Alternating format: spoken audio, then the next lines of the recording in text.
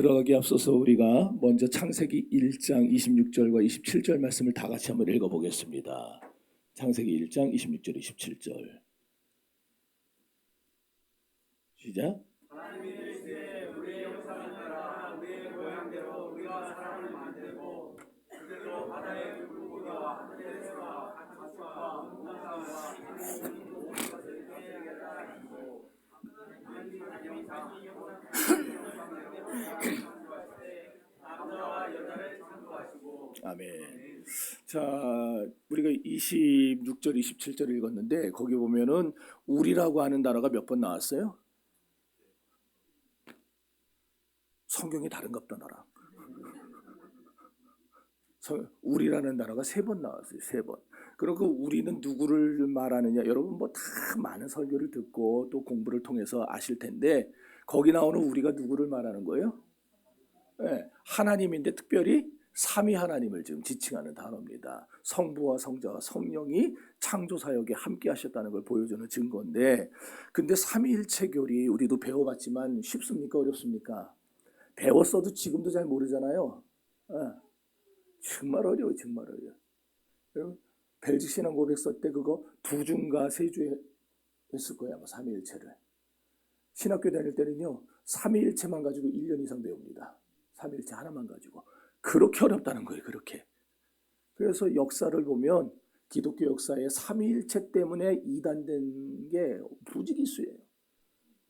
그래서 우리는 삼위일체를 이따가 얘기하겠지만 머리로 이해하려고 그러면은 그냥 100이면 100 다 이단 사이비로 빠집니다. 머리로 이해하려고 하면은 삼위일체, 동정녀 탄생 이거 어떻게 우리의 머리로 이해합니까? 이거를 그냥 믿음으로 받아들일 수밖에 없어요.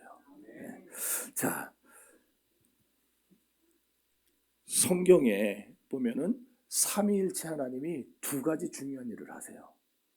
뭘 하시냐면 첫째는 오늘 창세기 1장에 읽은 것처럼 창조를 하세요. 그럼 2번째 일은 뭘 하시느냐?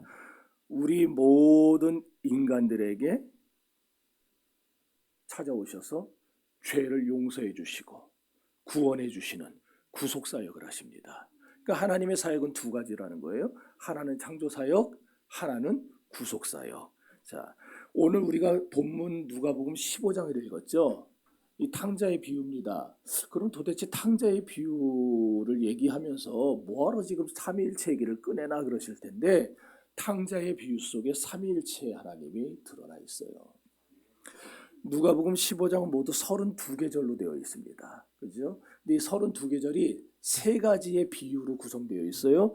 첫 번째 비유는 1절에서 7절까지인데 잃어버린 양에 대한 비유고, 2번째 비유는 8절부터 10절까지인데 잃어버린 드라크마에 대한 비유입니다. 자, 그리고 11절부터 마지막 32절까지는 잃어버린 탕자의 비유입니다. 그러니까 이렇게 누가복음 15장은 딱 3가지 비유로 구성되어 있는데 잃어버린 양에 대한 비유는 결국 뭐예요? 성부 하나님께서 누구를 통해? 성자 예수님을 통해. 성자 예수님이 십자가에 죽어주심으로 우리를 다시 살리시는 그 하나님의 지극한 사랑을 보여주는 게 잃어버린 양에 대한 비유예요. 또 잃어버린 드라크마 비유는 저와 여러분에게 찾아오셔서 우리의 약해진 믿음, 우리의 잃어버린 신앙을 회복시켜 주시는 그 일을 누가 하느냐? 성령 하나님이었어요. 그 성령 하나님의 사역을 잃어버린 드라크마가 보여줍니다. 그리고 마지막에 읽은 잃어버린 아들에 대한 비유는 하나님을 멀리 떠난 저와 여러분을 다시 용서하시고 새 사람으로 변화시켜 주시는 성부 하나님의 그 사랑을 보여주고 있는 거예요. 이렇게 이 누가복음 15장 안에는 삼위일체 하나님의 사역이 다 나타나 있어요. 이렇게 삼위일체 교리는요, 창세기부터 시작해서 신약, 뭐 여기만 있는 게 아니고 구약 39권, 신약 27권 전체에 아주 고스란히 녹아있는 우리 기독교의 가장 핵심이고 그리고 기독교의 가장 중심되는 그런 내용이고 교리입니다. 그래서 우리가 이걸 이해하려고 하지 말고 아까도 말했듯이 우리가 그냥 믿음으로 받아들이는 수밖에 없는 거예요. 자, 오늘 우리가 살펴보게 될 누가복음 15장도 이렇게 성부, 성자, 성령 하나님께서 협동사역으로 저와 여러분을 죄에서 구원하여 주시고 하나님의 자녀 삼아 주신 것을 명확하게 보여주지 않습니까? 그런데 오늘 저는 이 15장을 삼위일체 하나님이 하시는 일에 있어서 좀 다른 각도로 보려고 합니다. 어떤 각도냐면은 효도의 관점에서 보려고 해요. 그러면은 도대체 삼위일체 하나님은 효도에 대해서 뭐라고 말씀하시는가? 첫째로 효도는 하나님의 지상명령입니다. 여러분, 지상명령이라고 하니까 좀 의아하게 생각하는 분도 있을 것 같아요. 우리가 알고 있는 지상명령은 뭐예요? 몇 장 몇 절은 대답을 못 하시네. 뭐가 사도행전이에요? 마태복음 28장 19절 20절. 그러므로 너희는 뭐예요? 모든 민족으로 제자를 삼아 아버지와 아들과 성령의 이름으로 세례를 주고 내가 너희에게 분부한 모든 것을 가르쳐 지키게 하라. 그게 지상명령이거든요. 우리가 지금까지 배워온. 그럼 도대체 왜 누가복음 15장에 뜬금없이 이걸 지상명령이요, 효도를 지상명령으로 하느냐? 그거는 사람이 세상에서 사는 동안에 하나님이 우리 사람들더러 너 반드시 이거 지켜야 돼 라고 말한 게 다 지상명령이에요. 지상 땅에 살아가는 동안 우리가 행해야 될 명령, 그게 지상명령이지 딱 전도만 지상명령이 아니라는 거예요. 그래도 이해가 안 되시나 보네. 어느 날 자유라고 하는 제자가 공자에게 찾아와서 이렇게 질문을 했답니다. 효가 뭡니까? 그랬더니 공자가 대답을 이렇게 했어요. 봉양만 잘하는 게 아니고 부모를 마음으로 공경하는 게 효도다 그랬대요. 여러분, 황새 알아요? 네, 저렇게 생기네. 황새. 그다음 까마귀도 알죠? 네, 까마귀. 모든 동물이 다 똑같지만은 태어나면은 지들이 먹이를 먹을 수 있나요? 이렇게 나가서 먹이 물어올 수 있어요? 못 하잖아요. 그러니까 누가 해줍니까 그거를? 어미가 해주죠. 다. 아빠 새나 엄마 새가 다 물어다가 줍니다. 아주 유명하잖아요. 쟤네들은 먹이 갖다 주는 거. 근데 그 중에서도 이 황새와 까마귀는요. 왜 오늘 사진을 보여드렸느냐? 쟤들은 자기들이 이제 자랐어요. 그리고 어미는 늙을 거 아니에요. 그 어미가 이제 예전처럼 못 날아다녀요. 먹이를 구할 수가 없어요. 그러면 쟤들이 어미가 죽을 때까지 그 곁을 떠나지 않고 먹이를 물어다가 어미에게 준다라는 거예요. 자기가 어렸을 때 어미가 자기에게 해준 것처럼 자기들도 엄마 새, 아빠 새가 죽을 때까지 그 옆을 지키면서 그 먹이를 먹여다 준대요. 제 아들이, 아까 본 애들이. 개도요. 집에 개를 여러 마리 키우는 분들 계세요 혹시? 없죠? 우리 교회인들은 뭐 개 안 좋아할 거예요. 나나 좋아하지. 근데 개를 종이 다른 것들 말고 한 배에서 난 자식들 개 있잖아요. 엄마 개하고 자식 개. 그럼 엄마 개가 등치가 좀 작아도 자식 개가 커져도요. 개들 가만히 보면은 자식 개가 절대 배가 고파도 먼저 먹이를 안 먹습니다. 밥을 줘도. 엄마 개가 와서 먼저 먹은 다음에야 자식 개들이 그 다음에 먹어요. 희한하지 않습니까? 이게 뭐냐면 하나님이 우리 피조물들에게 그 본성 가운데 뭘 주셨다는 거예요? 효의 마음을 주신 거예요. 그럼 우리는 지금 만물의 영장이잖아요. 까마귀 아니고 황새 아니고 개가 아니잖아요. 그럼 만물의 영장은 어떠해야 되겠습니까? 그러므로 사람이 불효한다는 것은 사람 되기를 포기했다는 거예요. 그래서 우리가 저 금수만도 못한 놈이라는 말을 하잖아요. 짐승만도 못한 놈. 여러분, 학교 다닐 때 들어보셨겠지만은 인류 역사에서 현존하는 가장 오래된 법전이 있어요. 어떤 법전입니까? 함무라비 법전이에요. 저거예요. 법전이 책이 아니고 그 당시에는 종이가 없으니까 주전 1750년대인데 저렇게 돌에다가 새겼어요. 광개토대왕 비석처럼. 근데 저 내용이 굉장히 잔인합니다. 무섭습니다. 그런데 저 중에 이런 지금은 파리에 있는 루브르 박물관에 저게 들어있는데 뭐라고 적혀 있냐면은 방탕한 자에게선 상속권을 빼앗아 버려라. 그리고 재차 범죄, 한 번 용서해 줬는데 또다시 범죄한 자는 외국으로 추방해라. 이렇게 되어 있고요. 그리고 제일 중요한 거는 부모를 구타한 자.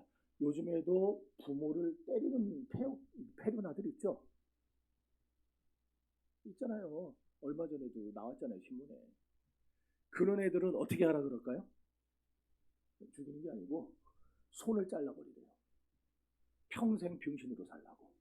네, 밥도 못 먹게. 굉장히 무섭지 않아요? 법이? 거짓말 같으면 찾아보세요. 인터넷 가서 다 나와요. 네. 자, 근데 성경은 함무라비 법전보다 더 강력하게 권고합니다. 효에 대해서. 잠언 30장 17절.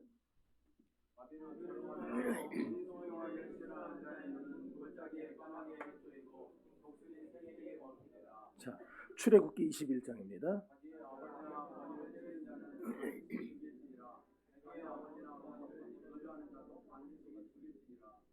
함무라비 법전 그 잔인하던 함무라비 법전도 손만 자르고 끝났는데 성경은 죽이래요. 근데 요즘엔 저렇게 죽일 수가 없죠. 근데 그럼 하나님의 말씀이 시대가 변했다고 의미가 달라지겠습니까? 결국 하나님께 버림받는 거예요. 잘 하셔야 됩니다. 그러니 부모에게 불효하면서 잘 되기를 바라는 사람은요, 참 어리석은 사람이에요. 어리석은. 그러니까 여러분, 이렇게 성경은 효도를 하나님의 명령이라고까지 말을 하고 있는 겁니다. 하나님은 여러분의 부모님을 여러분의 보호자로 이 세상에 보내주셨습니다. 그래서 10계명 중에 제5계명이 뭡니까? 내 부모를 공경하라. 그리하면 나 하나님 여호와가 내게 준 땅에서 내 생명이 길리라 그러셨어요. 그러니까 오래 살고 장수하고 싶으면, 그것도 몸 건강히 장수하고 싶으면, 세상에서 잘 되고 싶으면 부모에게 효도하시기 바랍니다. 특별히 하나님이 효도를 통해서 우리에게 두 가지의 교훈을 주세요. 첫째는 효도는 옳은 일이고 삶에 있어서 바른 길이다. 이걸 보여주시고, 두 번째는 효도에는 하나님의 약속이 따라온다. 이걸 보여줍니다. 그러니까 효도하면은 하나님이 우리에게, 지금 저거 아닌데? 아니, 바울 사도가 에베소서 6장 2절에서 내 부모를 공경하라. 이것은 약속 있는 첫 계명이니 이는 내가 땅에서 잘되고 장수하리라 그랬어요. 그러니까 오래 살고 싶은 분들, 아버지, 어머니께 잘하시고. 요셉 보세요. 야곱에게 효도했던 사람이에요. 백범 김구 선생 다 아시죠? 우리 학생들도 압니까? 김구? 김구 선생에 관한 일화를 좀 소개를 해드릴게요. 상해 임시정부의 주석으로 있었을 때 하루는 일을 다 마치고 저녁에 늦게 집에 왔습니다. 근데 돌아왔더니 어머니가 배추국을 끓이고 계신데, 근데 배추가 보니까 성한 게 하나도 없더래요. 그러니까 알고 보니까 그게 다 배추 장사가 시장에서 이거 써먹을 수 없는 것들 다 이렇게 뜯어서 버린 것들 있잖아요. 그 사람들한테 밟힌 거, 그걸 주워다가, 돈이 없으니까 그걸 주워다가 그걸 가지고 배추국을 끓여주는 거예요. 근데 김구 선생이 그랬대요. 어머니, 제가 아무리 그래도 한나라의 추석인데 내가 어떻게 이걸 먹겠습니까? 남이 버린 쓰레기를 가지고 어떻게 내가 국을 만들어 먹겠습니까? 그랬더니 어머니가 종아리 거더라. 그 연세에 종아리를 걷고서 회초리를 때리셨대요. 근데 그 회초리를 다 맞는 거예요. 근데 맞으면서 울었대요. 왜 울었을까요? 힘이 약해져. 다 보셨어요? 그거? 네. 어머니가 작년보다 때리는 힘이 더 약해졌다고. 우리 어머니가 이렇게 1년새 늙으셨구나. 그래가지고 우셨대요. 역사상 위대했던 위인들은요, 다 부모에게 효도했던 사람들입니다. 여러분, 우리 조선시대의 정치 이념, 또 통치 이념이 유교였죠. 성리학. 유교에는 신체발부 수직이 부모라는 말이 있어요. 다 배우셨을 거예요. 우리 몸에 있는 모든 털, 그리고 심지어 손톱, 발톱까지도 누가 준 거예요? 부모가 준 거예요. 그래서 함부로 깎지 못하게 했죠. 그래갖고 조선시대에는 머리를 안 깎고 이걸 틀어 말잖아요. 상투를 틀잖아요. 여자들 쪽을 쥐고. 근데 이게 얼마나 가렵습니까? 여러분들 아시잖아요. 머리 하루만 안 감아도 가려워가지고 막 팍팍팍팍팍 긁잖아요. 그죠? 근데 그 손 가지고 그대로 또 밥 먹고 그러니까 조선시대에 전염병으로 죽은 사람이 어마어마하게 많아요. 역병 돌았다고. 간단한데 손만 씻으면 되는데 나갔다가 들어와서 손만 닦으면 되는데 그거 안 하고. 왜? 부모가 주신 거니까 못 자르게 한 거예요. 참 멍청한 짓이에요. 또 아니 머리는 안 자르는데 손발톱은 잘랐단 말이에요. 웃기지 않아요? 유교의 명령에는 손발톱도 자르지 못하게 했는데 그건 또 잘라요? 흉하니까. 저도 여기 들어오기 전에 자르고 들어왔는데 참 앞뒤가 안 맞는 모순덩어리들이에요. 그리고 더 웃긴 거는 제가 제일 웃겼던 거는 부모가 돌아가시고 나면 3년상을 치는데 심요살이 하죠. 무덤 옆에서. 그러면은 돌아가신 부모님이 기뻐하신대요. 부모님이 진짜 기뻐하는 걸 보고 싶었으면 살아계셨을 때 해야지. 살아계셨을 때 해야지. 돌아가시고 난 다음에 그렇게 하면은 기뻐하시겠냐고 그게. 3년 동안 심요살이 하면 도대체 처자식은 누가 먹여 살립니까? 부모님이 살아계실 때 부모님 마음 편안하도록 해드릴 수 있기를 바랍니다. 탕자가 집으로 돌아왔어요. 그랬더니 아버지가 그에게 제일 좋은 옷을 꺼내다가 입힙니다. 손에 가락지를 끼우고 발에 신을 신기고 최고합니다. 살찐 송아지를 잡아라. 오늘은 죽었던 내 아들이 살아 돌아온 날이다. 기쁜 날이다. 막 그래요. 이걸 볼 때 부모가 제일 좋아하는 거, 부모가 제일 기뻐하는 게 뭐라는 거예요. 지금 여기서 자식이 자기가 있어야 될 자리에 있는 게 부모가 볼 때 제일 기쁜 거예요. 자식이 엉뚱한 자리가 있지 않고 있어야 될 그 자리에 있는 거. 그리고 부모를 기쁘게 해주는 자리로 오는 거. 이게 부모가 볼 때 제일 큰 효도고 제일 큰 잘하는 거지. 부모가 돌아가신 다음에 잘해봐야 뭔 소용이 있냐고요. 여러분도 늘 있어야 될 자리를 지키시길 바랍니다. 있어야 될 자리 지키고 그러면서 신앙생활하면서 우리 부모님께 효도할 수 있게 되기를 바랍니다. 두 번째로 여기서 들어야죠. 효도를 하려면 두 가지를 알아야 되는데 하나는 부모님의 심정을 알아야 되고 또 하나는 부모님 중심의 생활을 해야 되는 거. 그걸 알아야 돼요. 탈무드에 나오는 얘기입니다. 하루는 하나님께서 천사장 가브리엘에게 이거는 진짜 있는 얘기가 아니고 유대인들이 쓴 얘기니까 저를 이상한 눈으로 보지 마세요. 탈무드에 나온 얘기, 그냥 탈무드에 나온 얘기. 하나님이 천사장 가브리엘한테 세상에 내려가서 너 세상에 내려가서 인간 세상에서 제일 값지고 아름다운 거 세 가지를 갖고 와라 그랬대요. 그래서 천사가 내려와서 수십 년 동안 헤매고 다닌 겁니다. 수십 년 동안. 그래서 찾아낸 게 세 가지인데 뭐냐? 첫째는 아름답게 핀 꽃이 그렇게 아름답더래요. 그래서 꽃을 지정했어요. 두 번째는 엄마 품에 안겨서 빵긋빵긋 웃고 있는 연우 같은 아기가 그렇게 예쁘더래요. 오늘 게임 중에 연우를 홀려라가 있었는데 야, 그 아기의 미소가 아기의 웃음이 너무 예쁘다라는 거예요. 그다음에 세 번째는 뭐가 이쁘냐, 뭐가 가장 아름답냐 그랬더니 부모님의 사랑이 가장 아름답습니다. 그래서 부모님의 사랑 이 세 가지를 가지고 올라갔대요. 그런데 올라가는 중에 꽃은 다 시들어 버렸고 아기는 자라서 더 이상 웃지 않게 되었고 천국 갈 때까지 하나님 앞에 갈 때까지 남아있던 건 결국 하나입니다. 부모님의 사랑. 1995년입니다. 정확히 30년 됐네요. 1995년 5월 8일 날 일어났던 사건이에요. 40대 초반의 자녀들이 이제 손주들하고 자기 아들, 딸 데리고 할머니한테 70 먹은 할머니한테 이제 어버이날 인사를 간 거예요. 그래서 어머니 이러면서 이제 카네이션 달아주면서 건강하세요, 오래오래 사세요. 그러니까 그래 오냐 너희들도 건강하고 이렇게 했을 거 아니에요. 그러고 나서 갔단 말이에요. 근데 이쯤 칠칠치 못하게 뭘 흘리고 갔어요. 보니까 가족들하고 자기 자식들하고 다 데리고 해외여행 가는 티켓 떨어진 거예요. 엄마만 빼놓고. 어머니 행복하세요, 오래오래 사세요. 그리고 자기 엄마만 빼놓고 자기 자식들하고 동생들네 가족하고 해가지고 싹 다 외국을 가버린 거예요. 그 어머니가 너무 크게 충격을 받아서 한강에 가서 카네이션 꽂은 채 투신하셨어요.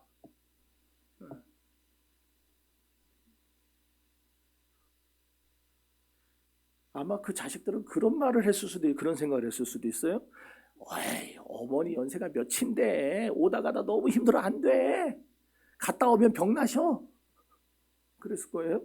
우리 어머니는 그런데 안 놀러 다녀 봐가지고 가봐야 재미가 없으시다고. 예? 그냥 여기서 집에서 친구분들이라고 노닥거리는 게 더 낫지. 그러지 않았겠어요? 그건 죄송합니다. 지 생각이고. 그건 지 생각이에요. 어머니 속을 들여다봤냐고.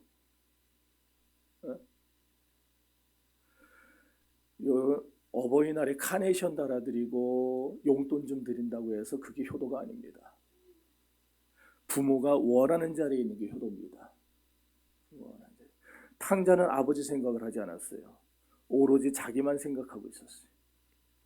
그러니까 아버지 생각 그렇게 안 하니까 그냥 자기 자리 안 지키고 훌쩍 집을 떠나서 허랑방탕하게 살았던 거죠.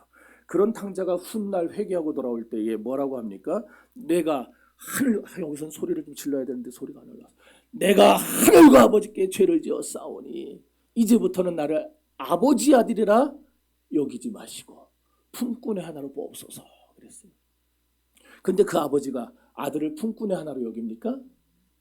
아니죠. 그렇게 돌아온 아들을 용서해요. 왜 용서했어요? 아들이 자기 자리로 돌아온 그 사실 하나 때문에 용서하십니다. 성도 여러분, 항상 부모님 중심으로 생각하는 게 그게 효도입니다. 옛날에 어떤 사람이 소문난 효자집에 가봤더니 아들이 어머니가 쪼그리고 앉아있고 아들은 평상에 걸터 앉아갖고 어머니가 발을 씻겨주더래요. 또 얼굴을 씻겨주더래요. 그걸 또 들이밀고 가만히 있더래요. 그래서 막 화가 나가지고 혼을 냈답니다. 나 참 효자라고 해서 와봤더니 이놈의 자식이 아주 못쓸 놈이라고 막 이러면서 어찌 감히 어머니에게 발을 씻기고 얼굴을 씻기라고 들이미냐고 이 막대 먹은 놈아 막 그랬어요. 그때 그 사람이 그걸 다 듣고 그렇게 대답을 하더래요. 어르신 고정하세요.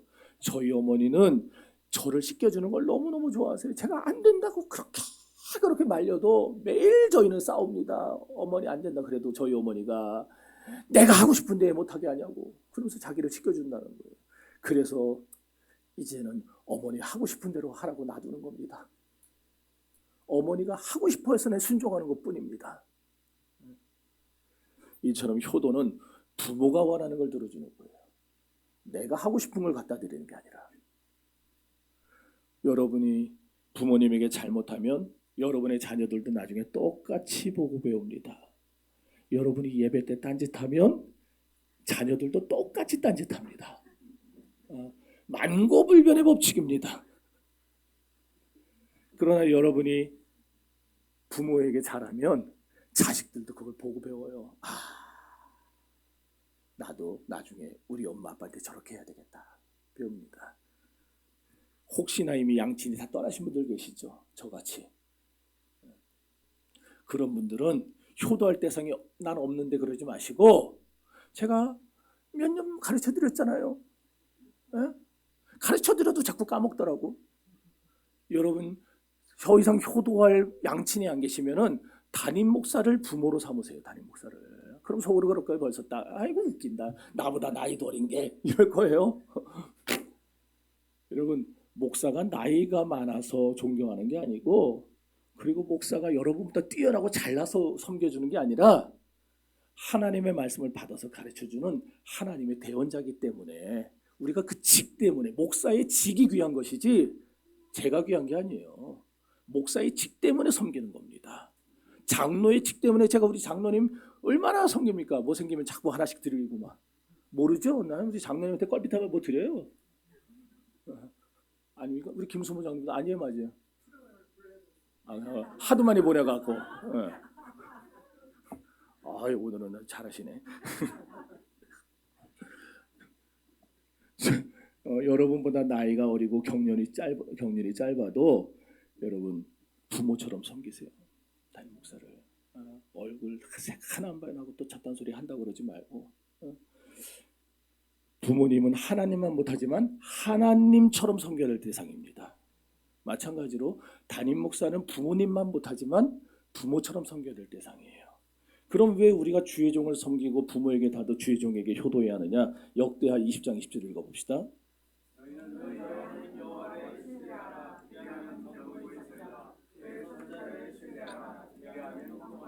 자, 여기서도 나오지만 그냥 틀어놔 주세요. 목사가 잘나서 또는 목사가 뭐 무서워서 그렇게 섬기라는 게 아니고 부모께 효도하고 목사에게 효도하면 결국 그 사람의 삶이 어떻게 돼요? 형통하게 되는 거예요. 그러니까 여러분이 형통하라고 하는 거예요. 그래서 가르치는 거예요. 부모님이 해외여행 가시면 잘 다녀오라고 용돈들 드리죠.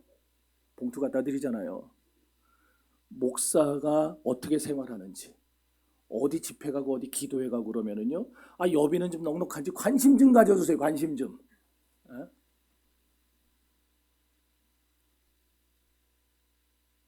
지금까지는 안 가르쳐서 못했다 그러더라도 이젠 가르쳐 드렸으니까 가족이 제일 몰라요. 가족이. 특히나 가족 중에서 자식들이 제일 몰라요. 부모가 어떻게 살아왔는지, 자기들을 어떻게 길렀는지 자식들이 제일 몰라요. 그래서 노래도 그런 거 나왔잖아요. 어머니는 짜장면이 싫다고 하셨어. 진짜 짜장면 싫어하셨을까요? 그 노래 나왔을 때 어떤 사람이 인터넷에 글을 썼어요. 싫어라고, 자기 집 얘기라고. 자기네들이 자랄 때 너무 가난하니까 정말 외식을 하고 싶은데 외식할 돈이 없어요. 아버지는 일찍 돌아가셨고 어머니 혼자서 행상 일을 하면서 자식들을 5남매를 먹여 살리는데 집이 넉넉했겠어요? 그러니까 형제들끼리 다 먹을 거 갖고 싸우는데 형제들 소원이 뭐냐면은 짜장면 한번 먹어보는 게 소원이었어요. 그래갖고 막 어머니한테 막 승질을 냈대요. 우리 집은 짜장면도 못 사주는 집이라고 막 승질을 냈대요. 어머니가 하루는 짜장면 몇 그릇을 시킨 거예요. 그래서 자식들을 주는데 한 그릇이 부족해요. 어머니가 안 시킨 거예요. 왜 엄마는 안 먹어 그랬대. 아유 엄마는 짜장면 싫어해. 아유 그거 먹어봐야 소화도 안 되고 이랬어요. 그 뒤로 자식들이 이제 성장해서 직장 다니고 뭐하고 사업에 성공도 했어요. 몇몇 자식은 잘 삽니다. 근데 모여서 그때 일을 추억하면서 한 번씩 짜장면을 먹는데 그때마다 어머니는 짜장면 안 시켜주는 거예요. 왜? 엄마가 싫다고 그랬다고. 이거 인터넷 쳐보면 나와요. 내가 찾다가 찾아낸 영화예요. 근데 어머니 칠순 때 자식들이 엄마에게 막 금덩이도 막 선물하고 해외여행권도 선물하고 막 해요. 5 자식들인데 제일 못 사는 막내가 자기가 짜장면을 이렇게 반죽을 해서 짜장면, 수타 짜장면을 만들어서 갖고 왔더래요. 불어 터진 거. 그런데 형들하고 누나가 너는 어떻게 엄마 칠순에 이딴 걸 갖고 오냐고. 아무리 못 살아도 넌 정말 양심 좀 있으라고 막 이랬어요. 근데 어머니 싫어하시는 걸 갖고 왔다 그랬는데 어머니가요 그걸 베끼더니 그 불어터진 걸 한 그릇 다 잡수시더래요. 그 아들이 썼어요. 우리 어머니가 진짜 짜장면을 싫어하지 않는다는 걸 내가 너무 어렵게 살아봐서 그제야 깨달았다. 자기도 자식들한테 그런 말을 했대요. 아이 아빠는 짜장면 싫어해. 여러분 그 어머니 아버지가 언제까지고 내 곁에 있는 거 아닙니다. 이제 부모 마음을 조금이라도 헤아릴 줄 아는 자녀들이 되시기를 바라요.